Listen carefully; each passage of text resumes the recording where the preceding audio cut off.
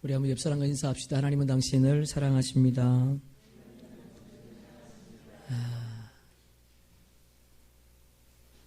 우리 다시 한번 인사할까요? 나는 당신을 사랑합니다. 예. 예. 우리는 지금 창세기를 지금 계속 보고 있습니다. 창세기 2장은 우리가 염두에 두어야 될 것은 사람 창조, 그 인간을 중심으로 하나님께서 다시 우리에게 창세기의 말씀을 소개하고 있다는 거예요. 오늘 본문에 보면 하나님께서 아담을 만드시고 보시기에 참 좋으셨습니다. 그런데 아담 혼자 사는 것을 보시고 좋지 않으셨다, 그렇게 말씀을 하세요. 그래서 하나님께서 아담을 잠들게 하시고 아담의 갈비뼈를 뽑아서 사람을, 하와를 만들었습니다. 여자를 창조하셨죠. 그리고는 남자와 여자가 하나 되라, 그렇게 말씀을 하셨어요. 여러분, 이 말씀을 오해하기 쉬운데 하나님께서 이 아담을 만드시고 오랜 세월이 지난 후에 아담이 혼자 있는 것이 좋지 않기 때문에 여자를 만들었다, 그것이 아닙니다. 그러면 그분은 전능하신 분이 아니죠. 여러분, 그분께서 오늘 창세기 2장에 우리에게 말하고 싶은 것은 여자가 어떤 목적으로 지어졌는가, 어떤 목적으로 창조되었는가, 그것을 강조하는 거예요. 오늘 본문을 통해서 우리 몇 가지 하나님의 진리를 한번 발견해 보려고 합니다. 첫째, 우리가 이 땅의 삶을 살아갈 때에 우리의 삶의 기준이 우리의 환경이나 우리의 경험이 아니고 하나님의 말씀이 되어야 된다는 거예요. 그러면 18절 말씀 함께 읽어봅니다. 여호와 하나님이 이르시되 사람이 혼자 사는 것이 좋지 아니하니 내가 그를 위하여 돕는 배필을 지으리라 하시니라. 하나님께서 말씀을 하셨어요. 말씀하신 것이 뭔가 보니까 혼자 사는 것이 좋지 않다는 거예요. 여러분 잘 들으세요. 혼자 사는 것이 나쁘다, 그렇게 말하지 않았습니다. 혼자 사는 것이 좋지 않다라고 말했습니다. 여러분, 남자 혼자, 여자 혼자 사는 거 나쁘지 않습니다. 성경에 보니까 스스로 그렇게 된 자도 있고 하나님이 그렇게 만든 자도 있다고 말하지 않습니까? 하나님께서 혼자 사는 것이 나쁘지 않다고 말씀하시면서 더 좋은 방법이 있다는 거예요. 남자와 여자가 함께 사는 것이 더 좋다, 그렇게 하나님이 우리에게 말씀하고 있는 것을 볼 수가 있습니다. 왜 하나님께서 혼자 사는 것보다 두 사람이 한 몸을 이루고 사는 것이 좋다고 말씀하실까요? 그 이유를 성경은 말하고 있는데요. 여러분, 성경 1장 27절 한번 보세요. 1장 27절, 자, 함께 읽습니다. 하나님이 자기 형상, 곧 하나님의 형상대로 사람을 창조하시되 남자와 여자를 창조하시고. 여러분, 하나님께서 사람을 창조하실 때에 남자만 창조하지 않았습니다. 하나님이 사람을 창조하실 때 여자만 창조하신 것이 아니에요. 남자와 여자를 창조했다는 거죠. 하나님은 남성도 아니고 여성도 아니죠.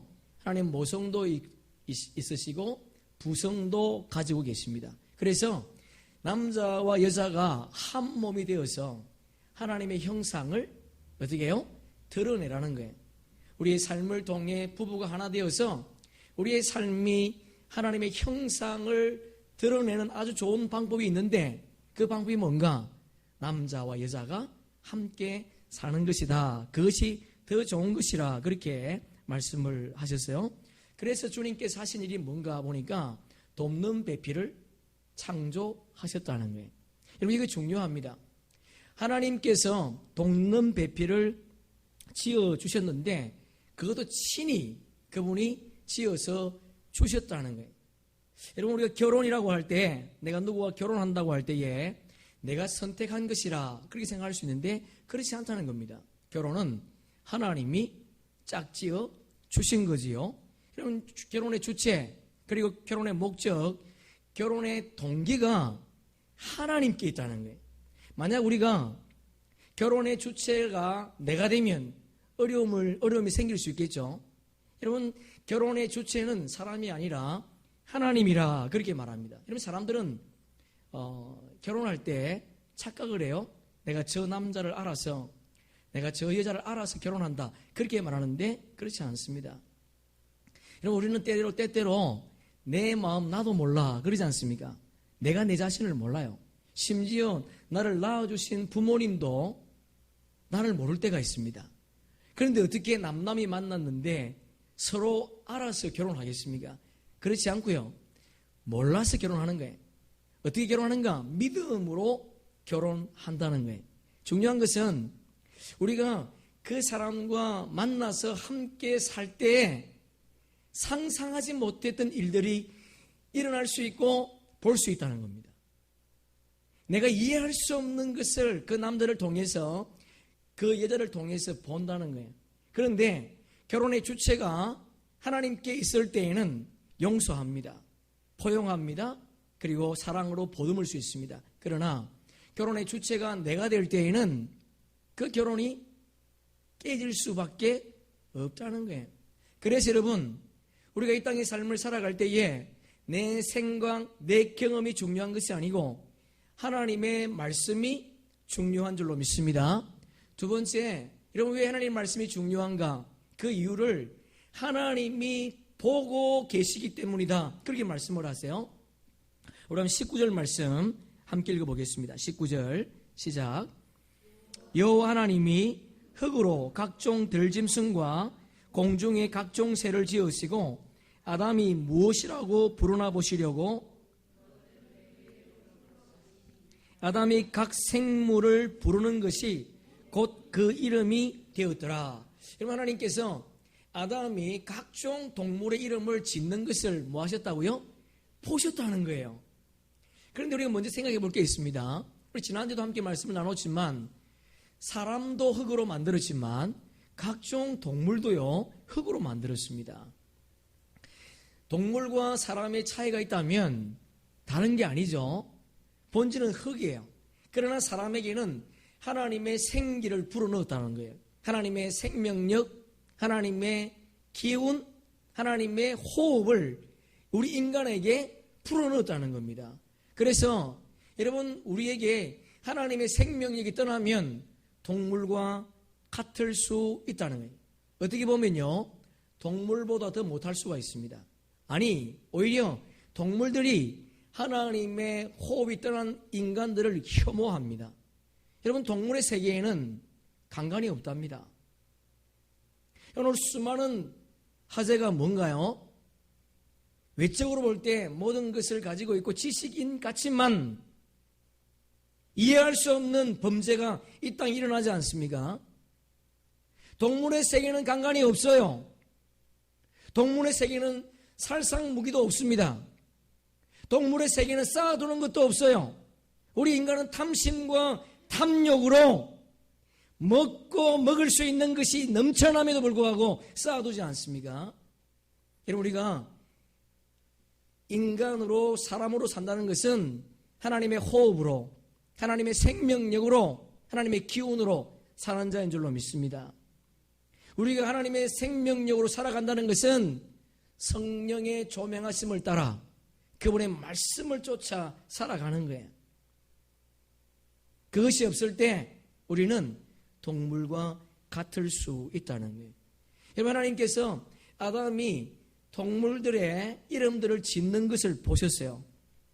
이름이라고 하는 히브리어가 셈이라고 하는 단어인데 그 이름의 그 뜻이 뭔가 보니까 외양의 호칭이 아니고요, 본질의 호칭입니다. 본질의 호칭. 여러분, 고대 사회에서 이름을 지어준다는 것은 이름을 지음받는 자, 이름을 지음받는 자의 소유자라는 거예요. 통치자라는 겁니다. 그리고 이름을 지어준다는 것은 그 사람의 본질과 내용을 알고 있다는 거예요. 자, 우리 한번 여러분 성경으로 창세기 4장 26절 한번 펴보세요. 창세기 4장 26절. 자, 함께 읽습니다. 셋도 아들을 낳고 그의 이름을 에노스라 하였으며 그때의 사람들이 비로소 여호와의 이름을 불렀더라. 여러분, 에노스, 아니 셋이 누군가요? 아담의 아들이에요. 우리가 알고 있는 것처럼 아담에게 두 아들이 있었죠. 가인과 아벨이 있었습니다. 가인은 인간 편에 있었지만 아벨은 하나님 편에 섰던 자예요. 하나님이 아벨의 제사와 그 예물을 받으셨다 그랬습니다. 아벨만 받은 것이 아니고 그의 제물도 받으셨어요. 그러나 가인도 받지 않고 가인 예물도 받지 않았습니다. 그러니까 아벨은 하나님의 경건한 하나님의 말씀대로 쫓아 살아가는 하나님의 사람이었어요. 하나님께서 아벨을 대신해서 셋을 주었습니다. 그런데 여러분, 셋을 낳고 나서 인간들이 뭐 했다고요? 에노스를 낳고 나서 뭐 했다고요? 비로소 하나님을 찾았다는 거예요. 비로소 하나님을 찾았다는 겁니다. 여러분, 에노스의 뜻이 뭔가? 죽을 수밖에 없는 존재, 그런 뜻이에요. 그 이름 보세요. 이름이라는 것은 외향적인 의미가 아니에요. 이름이라는 것은 우리의 속성, 우리의 본질을 지금 말하고 있는 거죠. 에노스, 죽을 수밖에 없는 존재였기 때문에 인간은 비로소 하나님을 찾았답니다. 왜 그럴까요? 영원한 생명을 얻기 위해서. 이것이 인간의 본질이에요. 여러분, 하나님께서 우리를 보신다는 거 두렵지 않습니까? 하나님이 우리를 보신답니다. 우리 모든 일거수일투족을 보고 계세요. 여러분, 그러면 두렵지요? 그러나 여러분, 우리가 하나님의 말씀을 기준해서 그분의 뜻을 쫓아 살아간다면 주님이 나를 보신다는 것이 위로요. 주님이 나를 보신다는 것이 소망인 줄로 믿습니다. 왜?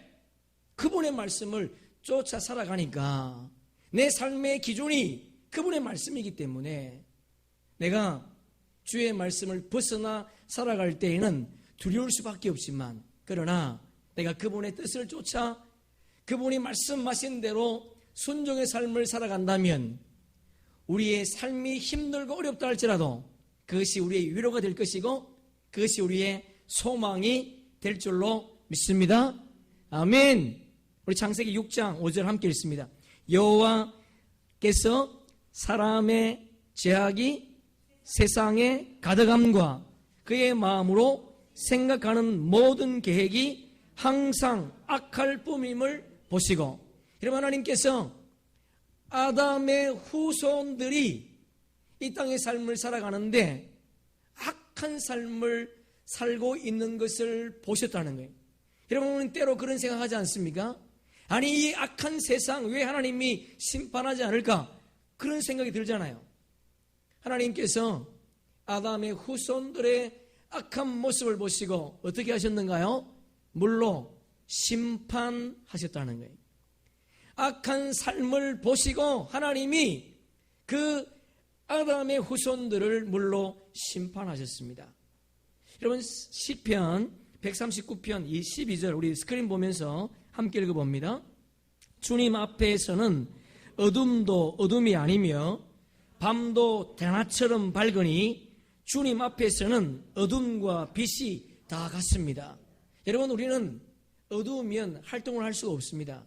앞이 보이지 않습니다. 밝아도 우리가 눈으로 보이는 것만 볼 수 있지 않습니까? 그런데 하나님은요, 어두움이 낮과 같이 동일하다는 거예요. 하나님에게는 낮과 밤이 다르지 않습니다. 어두움에도 볼 수 있다는 거예요. 여러분, 이 시편은 다윗이 쓴 거예요. 다윗이 캄캄한 밤중에 그리고 궁중의 깊은 속에서 다른 아내의 여인과 간음할 때 하나님이 보지 않는다고 생각했다는 거예요. 여러분, 다윗이 남의 아내와 간음할 때 하나님이 보고 있다고 생각한다면 간음할 수 있겠습니까? 할 수 없다는 거죠. 그러나 다윗이 하나님은 어두운 밤에도 나의 은밀한 것도 보신다는 것을 알고 그가 통회하며 자복하지 않습니까? 여러분, 성경으로 우리 한번 139편이 어떻게 시작되는가 우리 한번 보겠습니다. 여러분, 성경 한번 펴보세요. 시편 139편.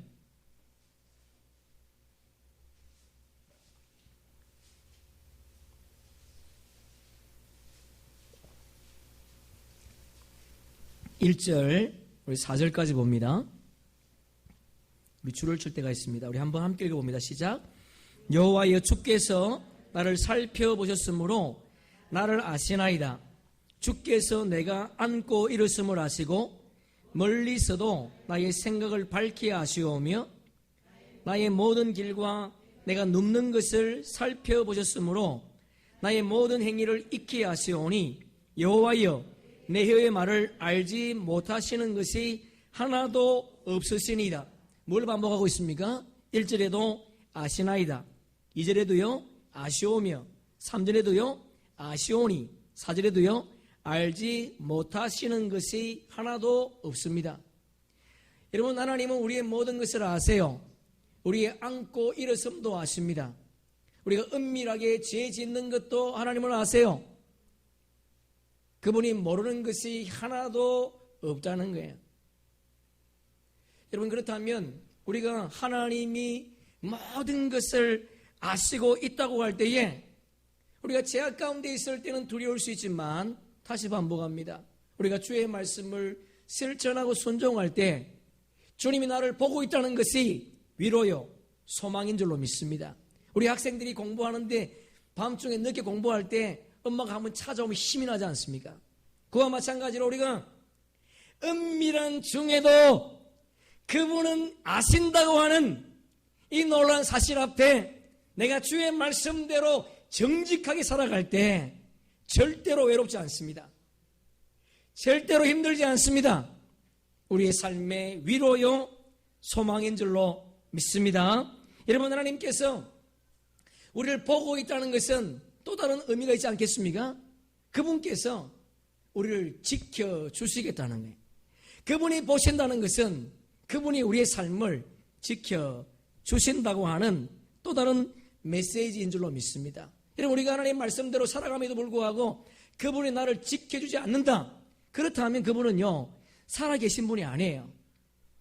내가 주의 말씀대로 살아가는데 그분이 나를 지켜주지 않는다, 나를 도와주지 않는다, 그러면 여러분 그분은 살아계신 분이 아닙니다. 모든 종교가 말하는 것처럼 우상과 다를 바가 없어요. 그러나 그분이 살아계시기 때문에 우리가 하나님의 말씀대로 살아갈 때에 반드시 지켜주신다는 거예요. 자, 우리 한번 다니엘서 함께 읽겠습니다. 그때에 느부갓네살 왕이 놀라 급히 일어나서 모사들에게 물어 이르되 우리가 결박하여 불 가운데 던진 자는 세 사람. 그들이 왕에게 대답하여 이르되 왕이 올소이다 하더라. 왕이 또 말하여 이르되 내가 보니 결박되지 아니한 네 사람이 불 가운데로 다니는데 상하지도 아니하였고 그 넷째의 모양은 신들의 아들과 같도다. 할렐루야. 네, 여러분, 느부갓네살 왕이 금신상 앞에 절하지 않는 사드락과 메삭과 아벳노고를 잡아오지 않습니까? 그리고는 그들에게 부탁합니다. 왜? 그들은 똑똑한 사람이었기 때문에, 자기가 쓰기에 아주 필요한 존재였기 때문에 그 세 청년에게 다음에 나팔이 불면 금신상에게 절하면 좋겠다 부탁을 해요. 그런데 그들은 그 말을 듣지 않습니다. 하나님의 말씀대로 주님께서 우상을 섬기지 말라 하셨기 때문에 나는 우상을 섬길 수가 없습니다. 여러분, 느부갓네살 왕이 용광로를 7배나 더 뜨겁게 하지 않습니까? 세 사람을 그 용광로 속에 넣었습니다. 그런데 느부갓네살 왕이 보니까 세 사람이 아니라 네 사람이었어요. 여러분, 중요한 메시지가 있습니다. 느부갓네살 왕은 영적인 사람이 아니었습니다. 영의 눈으로 본 것이 아니라는 거예요. 누구나 알 수 있는, 누구나 볼 수 있는 그 현상을 지금 봤다는 거죠. 자연인이었습니다. 자연인. 그럼에도 불구하고 그 속에 네 사람이 있었다는 거예요. 그 사람이 누굽니까? 육신의 몸을 입고 이 땅에 오신 예수 그리스도인 줄로 믿습니다. 여러분, 그분의 말씀대로 살아가면 그분이 우리를 반드시 지켜주십니다. 두려워하지 맙시다.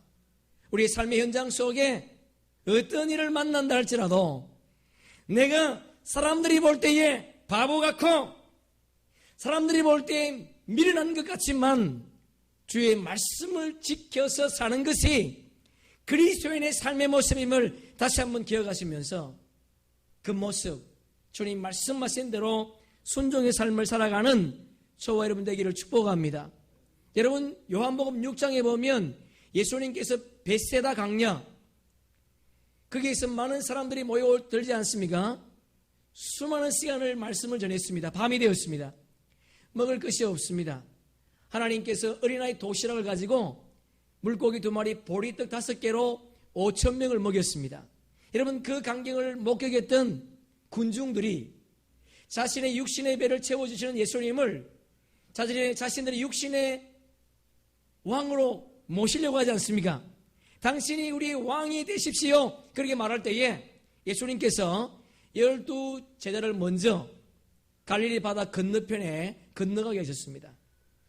그리고는 주님은 산에 올라가서 기도하셨어요. 여러분 예수님께서 갈릴리 바다를 건너가시는 제자들을 두시고 혼자 산에 가서 기도하셨다는 겁니다. 그런데 풍랑을 만났습니다. 여러분 제자들은 갈릴리 바다에서 잔뼈가 굵은 사람들이었어요. 그런데 그들의 힘으로는 도저히 그 풍랑을 헤쳐나갈 수가 없습니다. 성경에 보니까 그들이 두려웠다 그렇게 되어 있습니다. 그때 예수님께서 기도하시다가 그 광경을 보시고 그들을 찾아오십니다. 그리고는 그들에게 뭐라고 말씀하십니까? 그래 마태복음 함께 읽어보겠습니다. 시작. 예수께서 즉시 이르시되 안심하라 나니 두려워하지 말라. 할렐루야. 아멘. 여러분 주님은 우리에게 맡겨주신 사명을 지금도 지켜보신다는 거예요. 주님은 우리에게 맡겨주신 사명을 어떻게 감당하는가 보고 있다는 겁니다. 이 보다라는 단어를 보니까 주시하다, 관찰하다, 주목하다 그런 말이에요.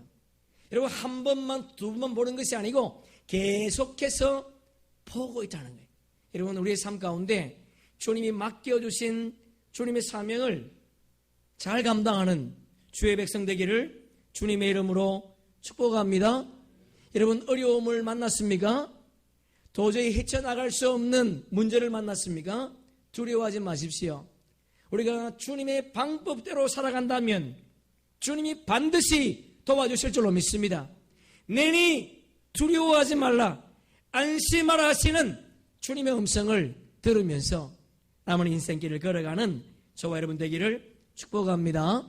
세 번째, 여러분 하나님은요 우리에게 가장 좋은 것을 주시는 분인 줄로 믿습니다. 주님은 최선을 다하시는 분이 아니고 항상 최고의 것을 주시는 분이라는 거예요. 여러분 보세요. 아담이 혼자 사는 것이 좋지 않으셔서 하나님께서 그에게 필요한, 그에게 꼭 맞는 아내를 그에게 주었다는 겁니다. 여러분 창세기는 창조의 기사를 기록하고 있지 않습니까? 그러나 사실 창세기 창조 1장, 2장을 빼고 나면요 우리 인간을 중심으로 한 하나님이 최초의 가정을 만들어주시는, 가정을 소개하는 것이 창세기라는 거죠. 여러분 아담의 가정을 하나님께서 선택하셔서 하나님의 역사를 드러내기를 원했습니다. 그러나 아담과 그의 후손들이 하나님 말씀대로 살지 아니할 때에 노아의 가정을 들으셔서 하나님의 역사를 이어가셨다는 거예요. 여러분 노아의 가정과 노아의 후손들이 죄악 가운데 살아갈 때에 하나님은 어떤 민족, 어떤 나라를 선택하셨습니까? 그렇지 않습니다. 하나님은 어떤 나라나 민족을 선택하지 아니하시고 아브라함이라고 하는 그 가정을 선택하신 줄로 믿습니다. 여러분 우리가 하나님의 사람으로 복된 가정을 일구어 가야 될 이유가 여기에 있는 거예요. 여러분 우리가 예수 믿는 사람답게 우리의 가정을 아름답게 일구어 갈 수 있기를 축복합니다. 여러분 사회나 국가의 최소 단위가 가정인 줄로 믿습니다.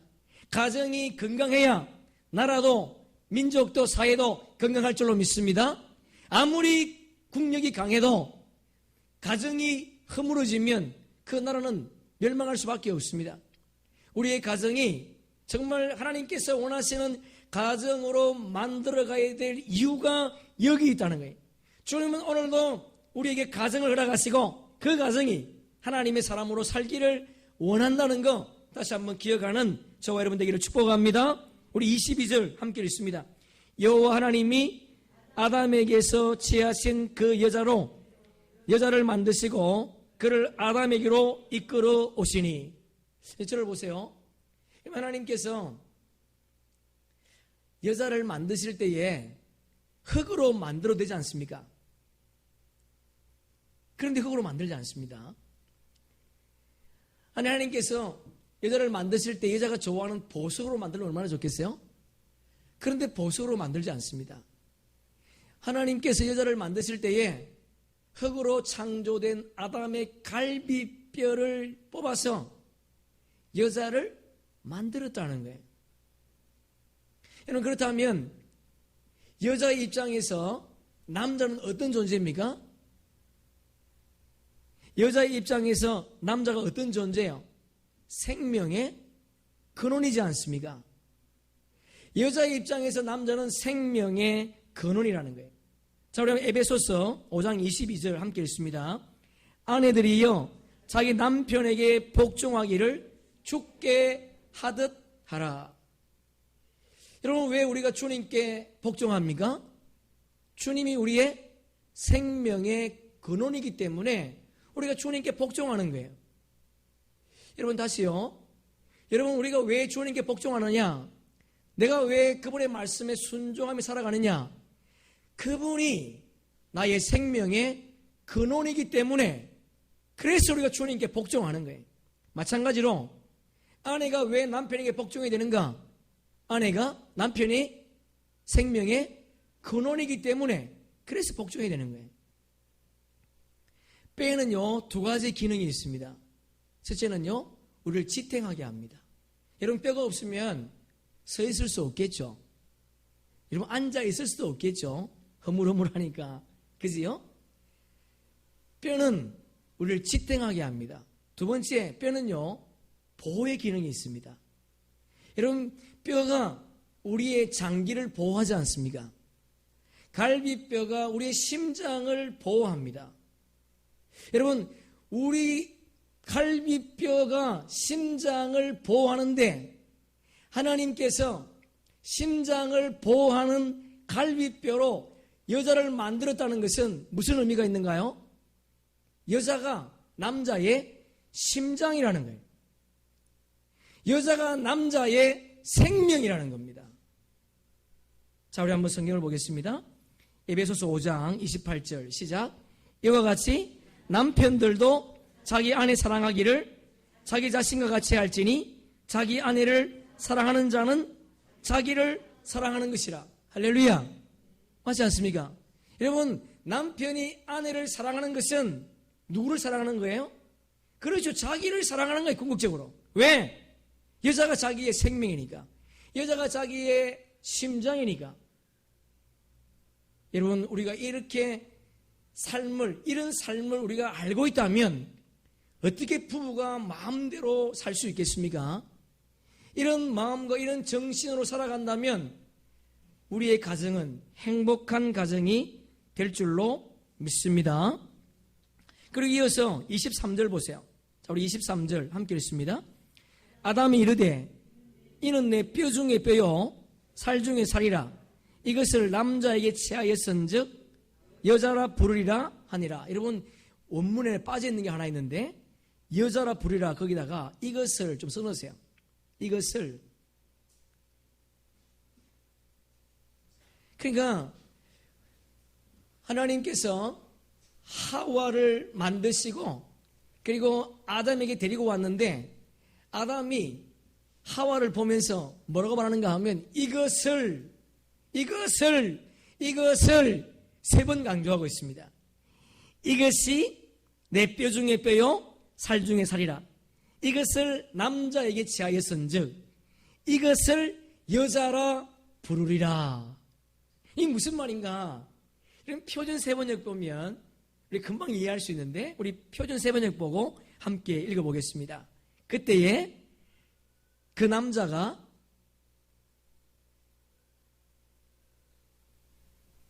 없습니까? 제가 읽어드리겠습니다. 그때에 그 남자가 말하였다. 이제야 나타났구나. 이 사람 뼈도 나의 뼈, 살도 나의 살, 남자에게서 나왔으니, 나에게서 나왔으니 여자라 부를 것이라, 나라 부를 것이라, 그런 말이거든요. 그게 무슨 말이에요? 너는 나고 나는 너다, 그런 말이에요. 본질이 똑같다는 거예요. 남자와 여자는 한 몸이라는 거죠. 예? 너 어디 갔다 이제 왔니? 어제 갔다 이제 왔니? 왜 이제 나타났니? 너는 나야, 나는 너고. 지금 그렇게 말하고 있어요. 그리고 24절 우리 함께 읽어보겠습니다. 시작. 이러므로 남자가 부모를 떠나 그의 아내와 합하여 둘이 한 몸을 이룰지니라. 할렐루야. 이 중요한 단어가 뭐예요? 한 몸을 이룬다, 그런 말이죠. 여러분, 결혼은요 두 몸이 아니고 한 몸을 이루는 겁니다. 결혼은요 한 인생을 사는 것이 아니고, 아니 두 인생을 사는 것이 아니고 한 인생을 사는 거예요. 부부가 다르지만 두 인생을 사는 것이 아니고 한 인생을 사는 것이 부부라, 그렇게 말하고 있어요. 그럼 어떻게 우리가 두 사람이 한 인생을 살 수 있겠습니까? 서로 도와주면서 겸손하게 도움을 받을 때에 우리는요 두 인생이지만 한 인생을 살 수 있다는 겁니다. 여러분, 남자가 여자 없이 완벽한 삶을 살 수 있었다면 하나님이 여자를 만들 때에 돕는 배필로 만들지 않습니다. 그냥 여자로 만들지요. 그러나 하나님께서 남자에게 여자를 돕는 배필로 만들었다는 것은 남자의 인생이 정말 완벽하게 주님께서 원하시는 방법대로 아름답게 결론 지어지기 위해서는 여자의 도움이 반드시 필요하다는 거예요. 여러분, 남자가 자기 인생을 아름답게 완성하기 위해서는 여자의 도움이 반드시 필요하다는 겁니다. 그렇다면 여러분, 남자가 여자에게 도움을 받을 때에 그 도움은 손발의 도움이 아니라는 것을 알 수 있지 않습니까? 우리 이전 세대들 어르신들은요 남자가 여자에게 도움을 받을 때에 손발의 도움만 받았습니다. 그러나 요즘은 그렇지 않죠. 여러분, 우리가 남자가 여자의 도움을 받을 때에 손발의 도움을 받는 것이 아니고 내 인생의 반려자로, 동반자로 인식하며 살라는 거예요. 여기에 돕는 배필이라고 하는 것은 두 가지 뜻이 있는데, 첫째는 마주보다, 그런 뜻이에요. 여러분, 부부가 마주본다는 거예요. 동등한, 그런 뜻이거든요. 18절 표준 세번역으로 보면 이렇게 되어 있습니다. 그를 돕는 사람, 곧 그에게 알맞는 짝을 만들어 주겠다. 예. 여러분, 여자는 남자의 소유물이 아닙니다. 동등한, 서로 마주보는 인격체로 주님이 만들었다는 거예요. 남자에게는 여자가 반드시 필요해요. 그렇지 않으면 완벽한 인격성을 나타낼 수 없다는 거예요. 여러분, 벌써 교회 장로 되는 사람들을 보면요 여자의 도움이 없이 장로 되는 분이 없습니다. 여자의 신앙이 그만큼 중요하다는 거죠. 교회에 남자보다 여성들이 많습니다. 여성들이 더 신앙적이기 때문에. 우리는 여성의 도움이 필요해요, 남자는. 두 번째, 돕는 배필은 어떤 의미가 있는가 하면 돕는 상태로서의 돕는 배필이에요. 예를 들면 남편이 사업을 합니다. 정직하지 않게 사업을 해서 100만 원을 벌 수 있지만, 그런데 정직하게 사업을 해서 50만 원을 벌을 때에 여자가 예스 하는 거예요. 남자가 하나님의 방법을 쫓아 살아가려고 할 때 경제적으로 이윤이 손해나지만, 그러나 그 모습을 보고 예스 하는 겁니다. 반대가 있습니다. 노 할 수 있어야 된다는 거예요. 남편이 신앙적인 인격으로 살지 않고 세상을 쫓아 살아갈 때에 아내가 남편에게 NO 할 수 있어야 된다는 거예요.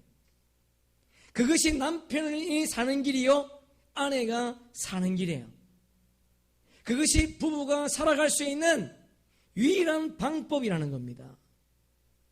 우리의 가정이 왜 온전한 그리스도의 사랑으로 그리스도의 공동체가 되지 못합니까? 서로 마주보지 않으니까. 예스 할 때 예스하고 노 할 때 노 하지 않으니까. 그러니까 가정이 온전한 그리스도의 가정이 되지 않는 거예요. 잘못될 때 노 할 수 있는 그런 은혜가 있기를 축복합니다. 힘들고 어려워도 내가 정직하게 이혼을 남기기 위해서 100만 원을 벌 수 있지만 50만 원을 벌을 때에 남편에게 아내는 예스 하는 거예요. 그럴 때에 그 가정이 행복한 가정이 될 줄로 믿습니다. 신앙의 양심을 가지고 불의와 타협하지 않는 그런 사람으로 살아갈 때에 그 가정은 정말 하나님이 원하시는 복된 가정이 될 줄로 믿습니다. 왜 그럴까요? 주님은 지금도 보고 계시니까, 우리를 아시니까. 맞습니다, 여러분. 그분은 보고 계세요. 예수와 노를 바르게 해서 우리의 삶이 정말 주 안에서 윤택하기를 축복합니다. 우리 25절 함께 읽습니다. 아담과 그의 아내 두 사람이 벌거벗었으나 부끄러워하지. 무슨 말이죠? 여러분, 남녀가 벌거벗었지만 부끄럽지 않답니다. 왜 그럴까요? 감출 것이 없다는 거예요. 감출 것이 없다는 거예요. 세상 사람들은 남자 주머니 따로 있고 아내 주머니 따로 있다면서요.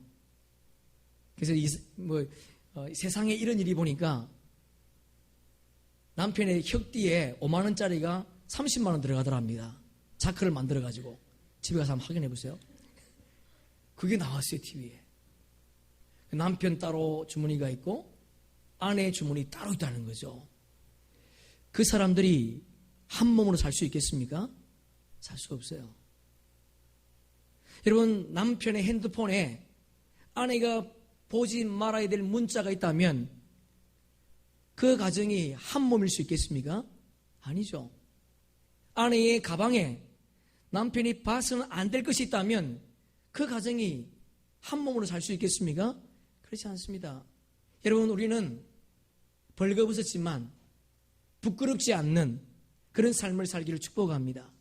남편과 아내가 감출 것이 없는, 더 나아가 우리 자녀가 우리 앞에 감출 것이 없는 그런 복된 가정을 이 땅에서 누리며 살기를 소망합니다. 여러분, 그렇다면 오늘 본문을 통해서 결혼한 우리에게 주시는 메시지가 뭐겠습니까? 결혼한 부부가 서로 마주보는 거예요. 여러분, 서로 마주보는 시간이 10분도 안 되는 가정이 있습니다.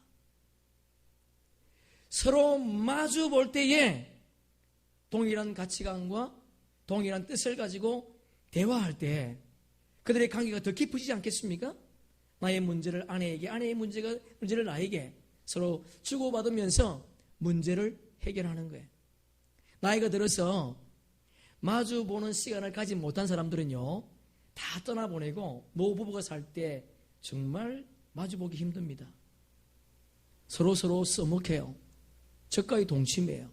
지금부터 여러분, 남편이 아직 예수를 믿지 않는다면 예수의 사랑으로 그 남편의 얼굴을 자주 바라볼 수 있기를 바랍니다. 그리고 자주 대화를 나누세요.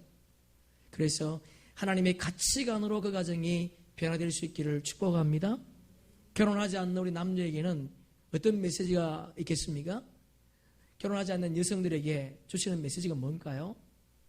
모든 것을 다 갖추고 있는 그 남자의 풀을 쫓아 살아간다면 그 가정은 행복하지 않습니다.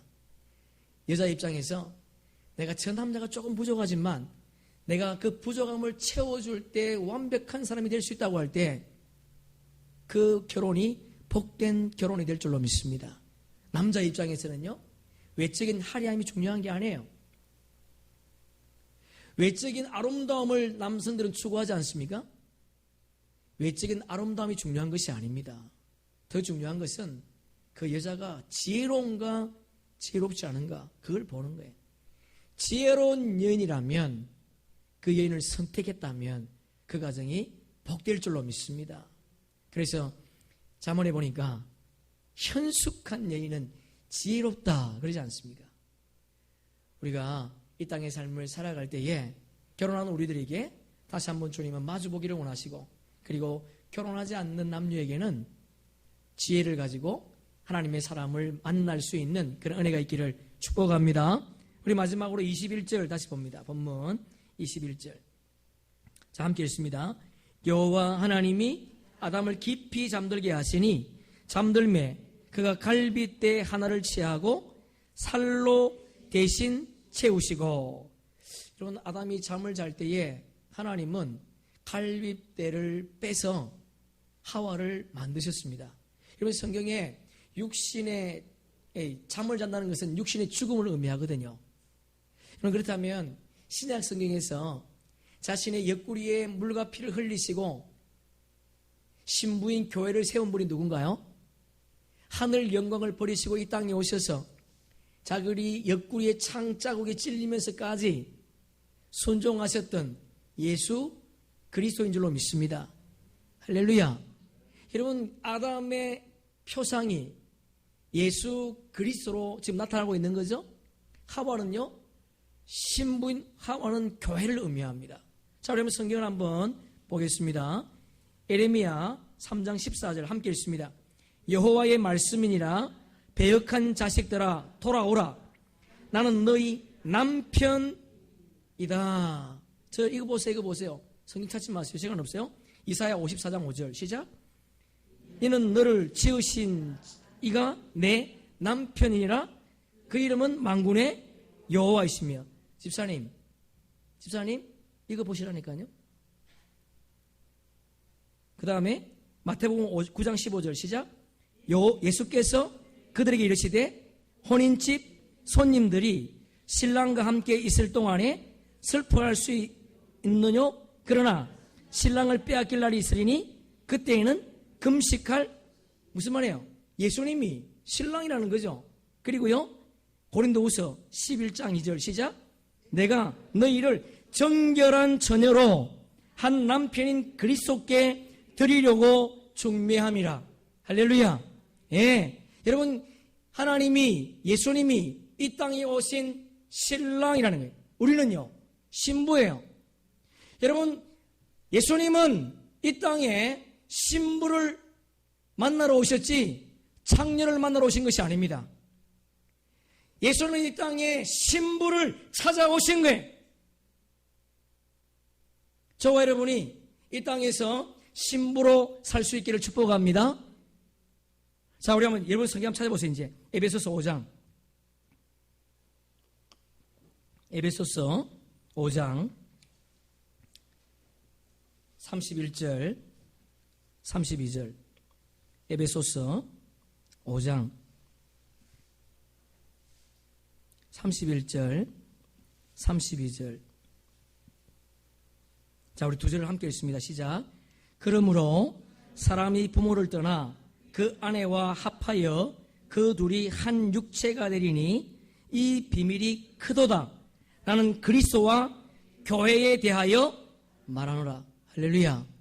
여러분, 창세기가 지금 이 속에 그대로 담겨 있지요? 창세기의 말씀이 이 속에 그대로 담겨 있습니다.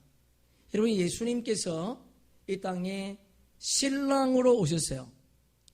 저와 여러분의 신랑으로 오셨습니다. 그분이 하나님께서 이 땅에 가정을 남겼다면 예수님은 이 땅에 교회를 남기셨습니다.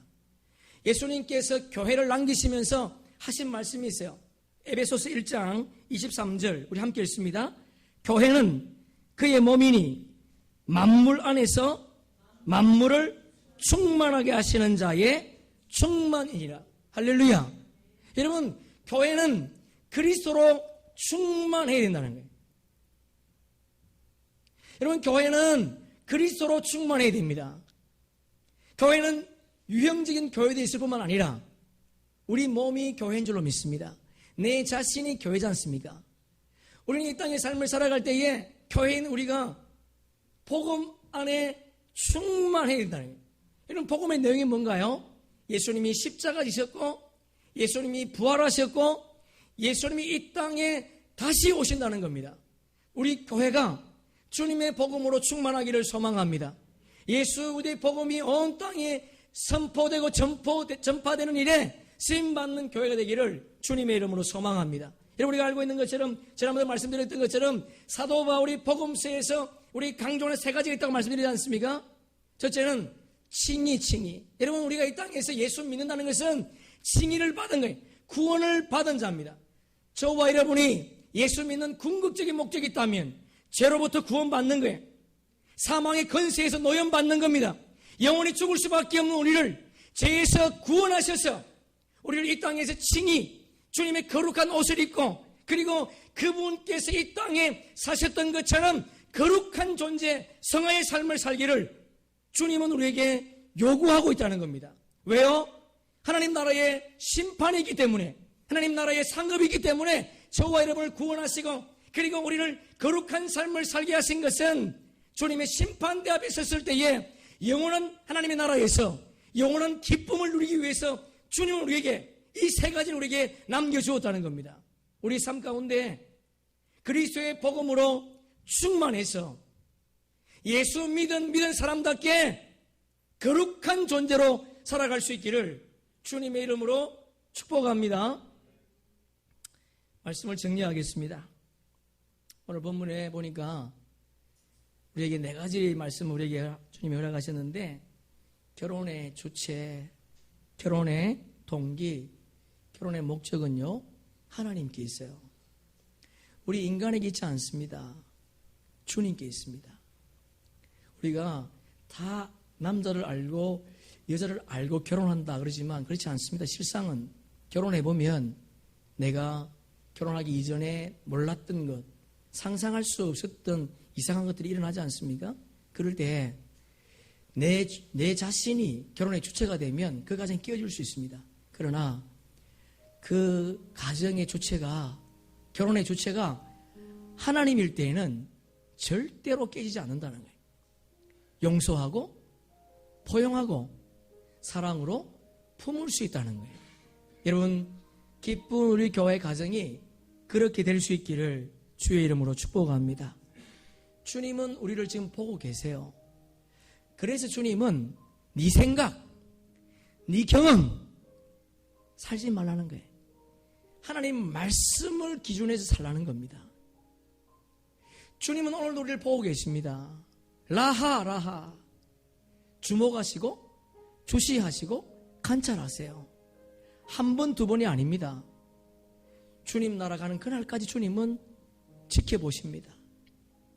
여러분, 주님이 우리에게 어떤 사명을 맡겼습니까? 가정의 주부로 설거지할 때 아이 하기 싫어, 밥할 때 아이 하기 싫어, 그렇지 않아요.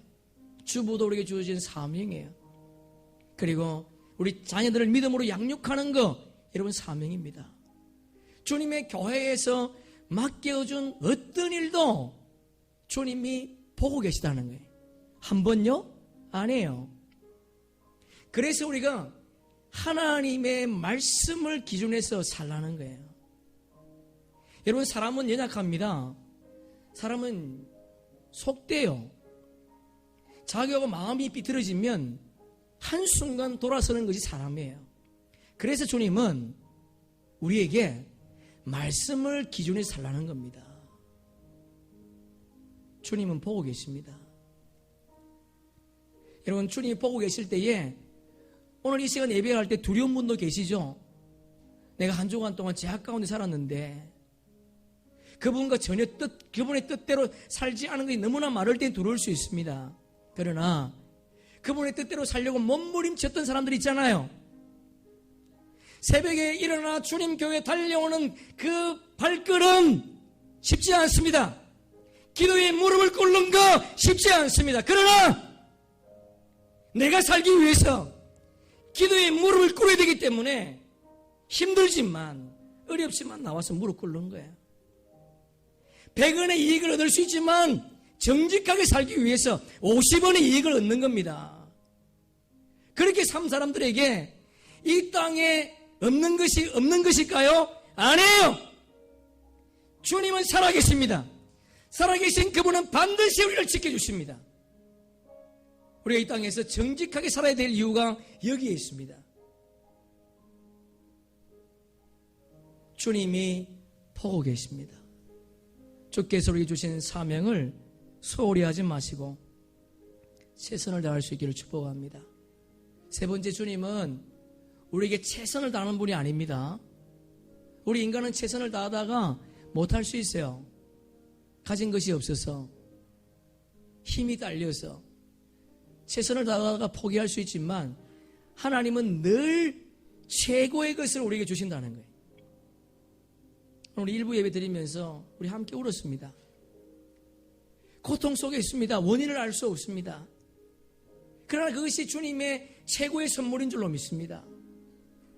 여러분, 주님은 항상 우리에게 최고의 것을 주세요. 이것을 이 시간 다시 한번 가슴에 새기며 돌아갈 수 있기를 축복합니다. 하나님이 아담에게 가장 적절한 아내를 선물해 주었습니다.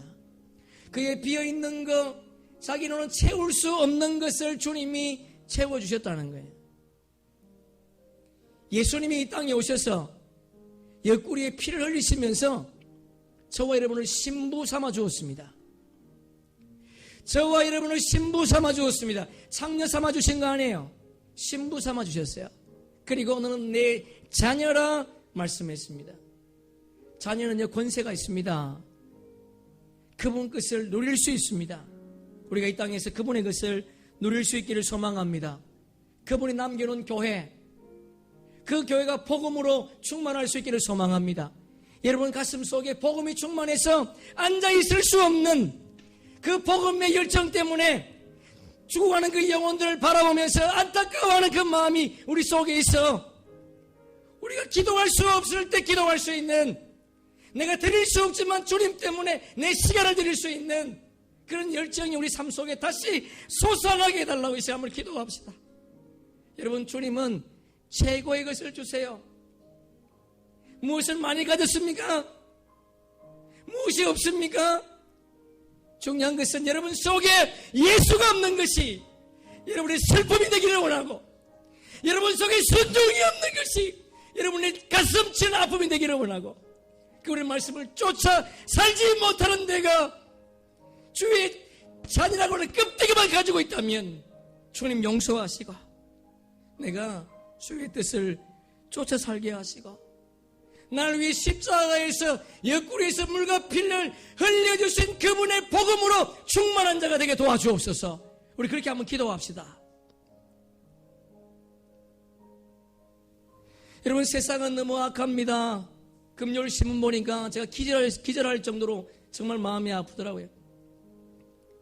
교회에 나오지 않는 100만 성도가 있답니다. 그런데 그들은 교회에 안 나오지만 성도래요. 그들이 뭐라는 줄 아십니까? 14년 동안 교회에 충성했답니다. 한 번도 주님 말씀에 불순종한 게 없답니다. 그런데 그들이 어떤 교회를 찾는다고요? 다시 교회를 나간다면 안정된 교회, 그리고 불편함이 없는 교회. 여러분, 그런 신앙이 있습니까? 없어요. 이것이 한국교회의 실정입니다. 지금 여러분도 혹시 내가 지금 구원받은 사람이라고 앉아 있습니까?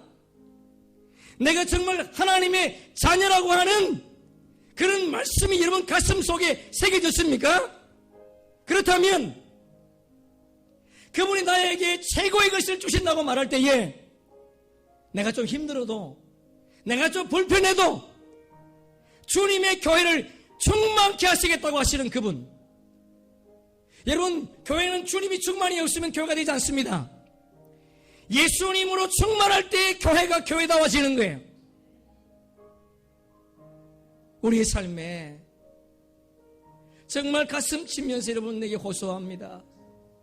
여러분의 가슴 속에 예수의 복음이 있어 그 복음으로 그냥 형식적인 봉사가 아니라 기쁜 마음으로 주님 앞에 예배하고 주님을 찬양하는 그런 복된 은혜가 있기를 주의 이름으로 축복합니다.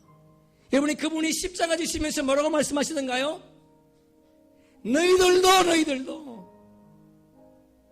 내 십자가 지고 쫓아오라는 거예요.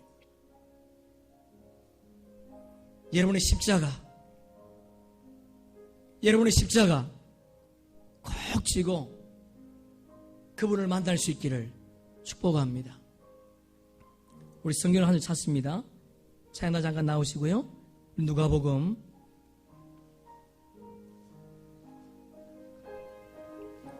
누가복음 9장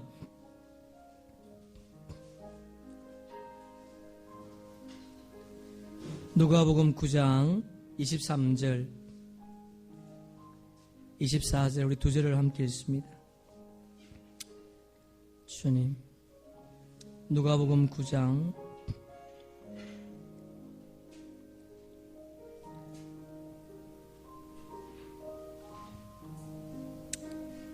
함께 읽습니다. 또 무리에게 이르시되 아무든지 나를 따라오려거든 자기를 부인하고 날마다 제 십자가를 지고 나를 따를 것이니라. 누구든지 제 목숨을 구원하고자 하면 잃을 것이요 누구든지 나를 위하여 제 목숨을 잃으면 구원하리라. 우리 23절만 다시 읽습니다. 시작. 또 무리에게 이르시되 아무든지 나를 따라오려거든 자기를 부인하고 날마다 제 십자가를 지고 나를 따를 것이니라. 우리 주람 칩시다. 아무든지 날마다 매 순간순간마다 저 여러분이 그분의 십자가 짐으로 말미암아 여러분의 구원이 완성되기를 주의 이름으로 축복합니다. 우리는 지금 구원을 이루어가지 않습니까? 우리가 두렵고 떨림으로 그 구원을 이루어가서 주님이 잘했다 칭찬하는 그 자리에 우리 모두가 설 수 있기를 축복합니다. 아멘. 우리 한번 찬양합시다.